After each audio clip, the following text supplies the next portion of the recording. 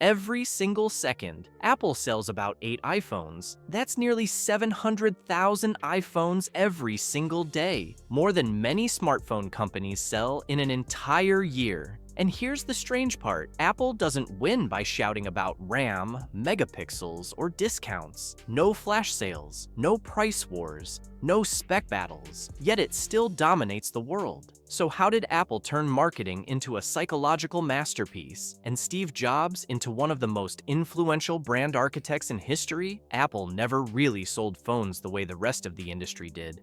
While other companies focused on camera megapixels, battery size, and hardware comparisons, Apple played a completely different game. They didn't ask, is our camera better? Or is our battery bigger? Apple asked something far more powerful. Who does this make you? Apple doesn't sell phones. It sells status, identity, and belief. When someone buys an iPhone, they're not just buying a device, they're buying the feeling of being creative, being modern, being different. That's why Apple's message was never loud or desperate. It was quiet, confident, and simple. Without saying it directly, Apple whispered one message to the world: you're not like everyone else. Steve Jobs understood something most marketers still don't. People don't fall in love with products. They fall in love with stories. Stories about who they are and who they want to become. And Apple didn't sell technology. It sold a story people wanted to belong to. Simplicity wasn't just Apple's design choice. It was a strategy. When the first iPhone launched, it shocked the industry for one reason. It had just one button. At a time when phones were covered in keyboards, menus, and tiny controls, Apple removed almost everything.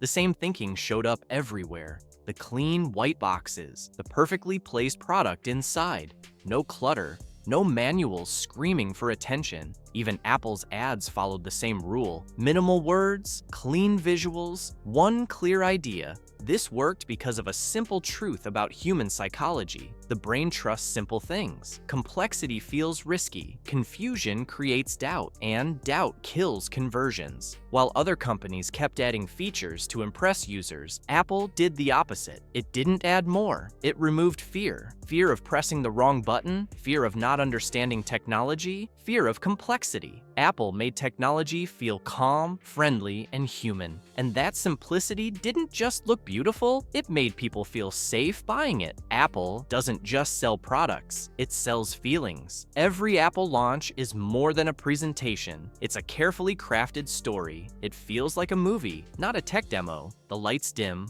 music swells, the crowd leans forward, and then Steve Jobs, or now Tim Cook, guides you through a journey. Problem arrow, emotion arrow solution. Jobs perfected suspense with his famous line, "One more thing." A pause, a beat, a reveal that feels almost magical. Apple never asks, "Do you want this?" Instead, it says, "You've been waiting for this." Every product feels inevitable, not because it's better on paper, but because it solves a desire you didn't even know you had. It's storytelling mastery. It makes technology feel personal, aspirational, and emotional. Apple didn't just sell products, it engineered desire. From the moment a new iPhone is announced, Apple controls the experience. Limited stock, long lines at stores, carefully managed leaks online. All of this isn't accidental. Scarcity works because the brain equates rarity with value. When something is hard to get, it feels more desirable. Apple didn't just make people want a phone, it made buying one feel like winning.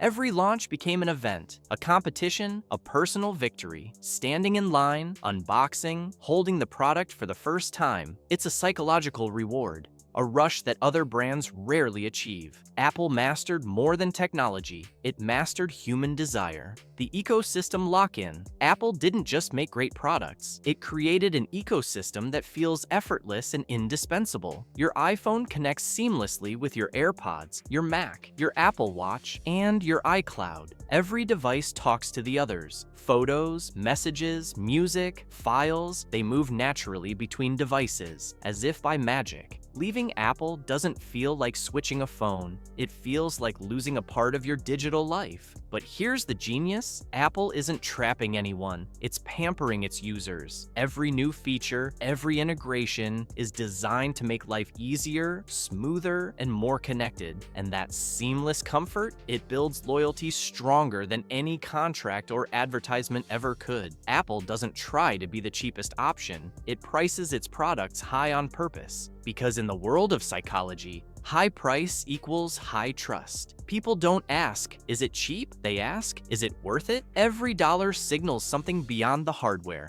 Apple pricing says quality. It says status. It says confidence. When you buy an iPhone, Mac, or AirPods, you're not just buying technology, you're buying assurance that this product is premium, reliable, and part of something elite. That's why Apple can command prices competitors would never dream of. And customers don't just accept it, they embrace it. Steve Jobs wasn't just a tech visionary. His real superpower was understanding human psychology. He knew that people don't just buy products, they buy identity, they buy a sense of belonging. Apple wasn't designed to be a company, it was designed to be a tribe. Every iPhone, every Mac, every ad wasn't just hardware or software, it was a statement. This is who you are. This is what you believe in. Apple became more than a brand, it became a belief system. Jobs didn't sell gadgets. He sold stories, values, and a lifestyle people wanted to be part of. Apple didn't dominate technology. It dominated the human mind. Every decision, every launch, every design choice was crafted to connect with people on a deeper level. Their identity, their desires, their emotions. And that's why it sells about 8 iPhones every second worldwide, totaling nearly 700,000 iPhones a day. Apple's influence isn't just in products, it's in how people think, feel, and live their lives. Over 90% of iPhone users continue using multiple Apple devices, seamlessly connected through the ecosystem, showing that Apple's power lies in psychology, trust, and loyalty. If you want to understand the world's greatest marketing minds and how they shape human behavior, hit subscribe now. You've just seen why Apple isn't just a tech company, it's a psychological phenomenon.